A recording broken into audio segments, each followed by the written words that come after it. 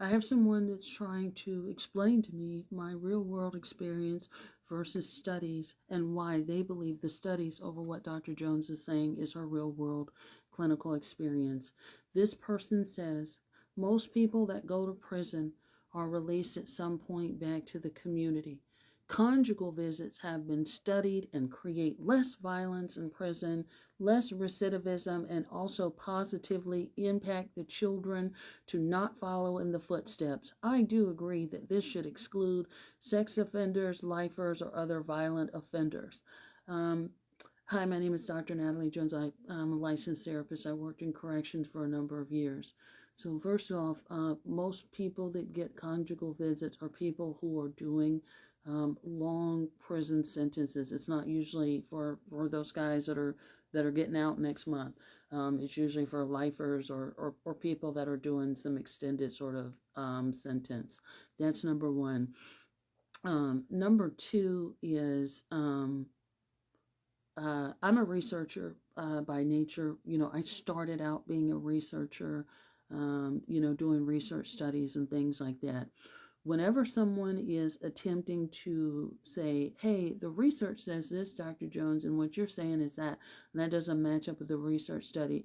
First thing I tell you, and you guys can look at this comment or anybody, is you need to go back and you need to look at the purpose of the research. Who's funding it? What are the results? And who is invested in the outcome of research? So, in my experience, a lot of prison studies are, they are invested in getting funding, whether that comes from DOJ, National Institute of Health. All these places are interested in getting thousands and millions of dollars in funding. So there's an invested interest in producing said results for money. So whenever you're looking at government research, and I haven't even looked at the research that they're talking about, but I do know that there's a lot of research that's always done in prisons and things like that. So I haven't even cross-referenced what this person is saying. But anytime you have any of those institutions, which, if you watch the news, even right now, this is a hot topic. So don't listen to what Dr. Jones is saying. You simply turn on your TV or do some research about funding and programs and things that are in jeopardy of getting canceled right now because of the way the government is shutting things down left and right.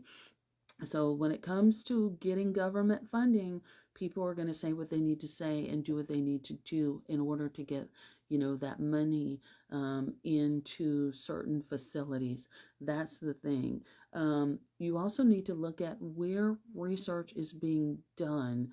I talked before in a previous post, you know, we have specific satellite prisons here in California. Our satellite prison, which is where all the good programs and television and all that kind of stuff goes, is San Quentin. So anytime you see a California institution, there's a good chance and there's some sort of special program where inmates and sewing and doing dogs and doing all this other kind of stuff and great things, good chance is that's all coming out of San Quentin. So you have the representative prisons where you have, it's not really representative of the demographic of prisons.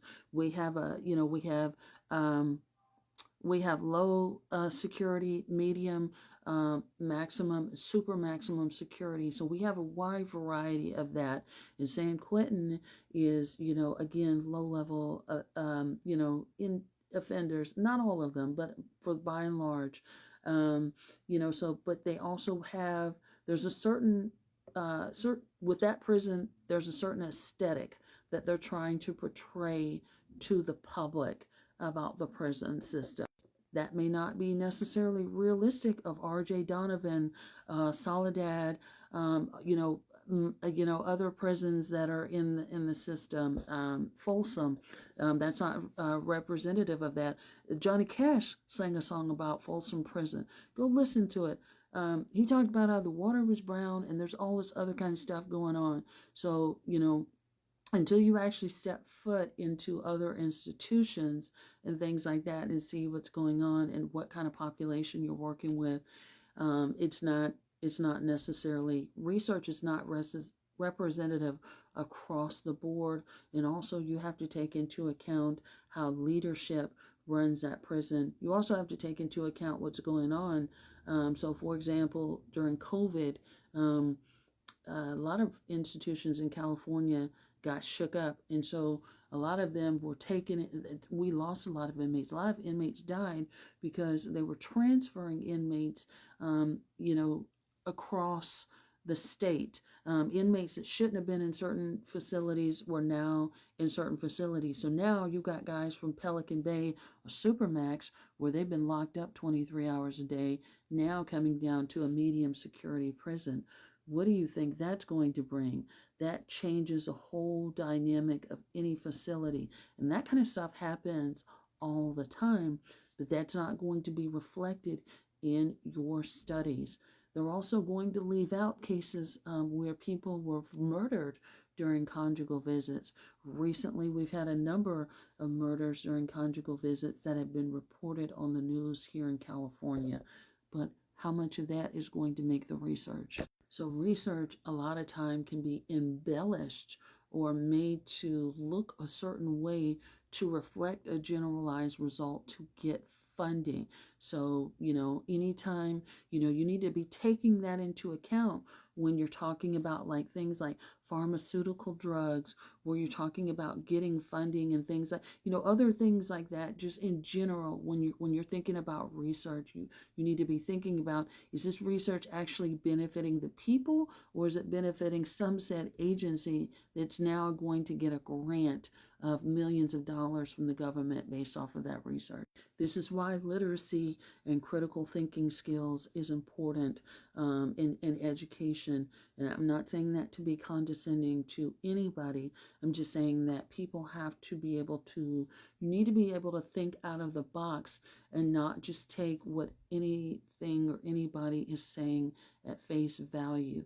And until you get on into a prison or into a facility, you actually work with people that are in there, you actually do the work. A lot of times, and the other thing I'll mention, this is number, I don't know, whatever. Researchers aren't actually necessarily people who work there with inmates. A lot of times they can be agencies or other people that come in, interview somebody for 10 or 15 minutes and hop right on out. They're not in there 24/7. And so they don't know the ins and outs and dynamics of guys or women who are actually in a facility. And if they, some of these people who've been incarcerated a long time know how to get away with things that are under the radar. So a violent offender, or any offender really, and any offender, by the way, anybody who's in prison, I don't care what they're locked up for, you need to automatically be assuming that they're violent, right? And if they weren't violent when they came in, they sure as heck have learned a thing or two or 10 when they've come out of there. So everybody needs to be assumed a predator until otherwise shown differently. I've never let my guard down when working inside of a prison. So your mentality, even in your question alone, is you know, that sentence, or that, and that, everyone is automatically assumed that way, regardless of what they're incarcerated for, because there's a lot of things that people do that is not on their record. And the same thing when they get in prison. A lot of criminals become more savvy about doing things under the radar, or doing what they need to do with guards so that they don't get all of their punishment, or get punishment, or get caught up in that whole thing. So you don't always get an accurate reflection of that. So you need to keep in mind the research team, the funding, where the research is being done, and what kind of offenders they're looking at. But that would automatically eliminate your question as being valid, because most of the people who get conjugal visits are in there for a long term. Thanks so much.